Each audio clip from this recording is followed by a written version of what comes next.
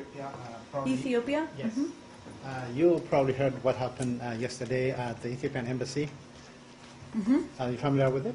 Yes, we are aware okay. of the incident that occurred Very at good. the My name is Ethiopian embassy. Medfin, and I'm from TG Television, which I own my media company.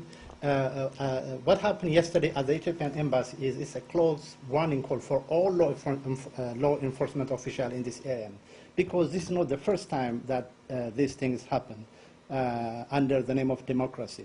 Last month, when the Ethiopian communication minister came here to attend the U.S. African leader, he went to the Arlington Marshall store, and this same individual, he confronted him in the way that violated the law of this land.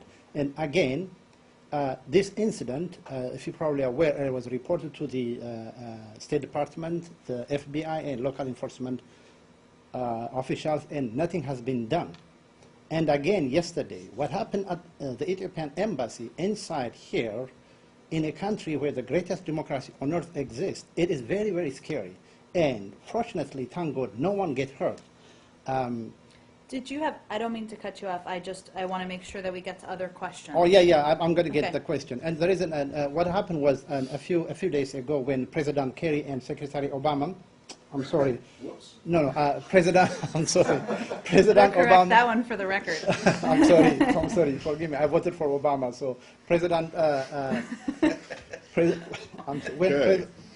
when President Obama and Secretary Kerry has a meeting with the Ethiopian officials, and President Obama said something good about Ethiopia, and that's why this individual came up with this stuff and taking breaking news. So what happened inside the embassy? Before I came here, I was talking to the Secret Service spokesman. Well, why don't I tell you what Let me ask you a Okay. question. Let me but what happened is that, especially a person like me who often go to the Ethiopian embassy for personal matter, our personal safety is under question. So what is the State Department doing to take care of this matter, so this matter do not happen in the future? What guarantee you give us to make sure that our embassies, not only the Ethiopian embassy, every other embassies are protected? Could you tell us your best understanding of what happened, whether Sure, there were and any there's arrests, very et cetera? little I can share because this is currently an ongoing law enforcement investigation. But we certainly are concerned by the incident that occurred at the Ethiopian embassy yesterday afternoon, during which several shots allegedly were fired on the grounds of the embassy. We have been in close touch with the U.S. Secret Service Uniform Division. It sounds like you've also been in touch with them, Yes. which is leading the investigation. We've also been in contact with the Embassy of Ethiopia on this matter. Unfortunately, I just am not at liberty to discuss other details because there's currently an ongoing law enforcement investigation.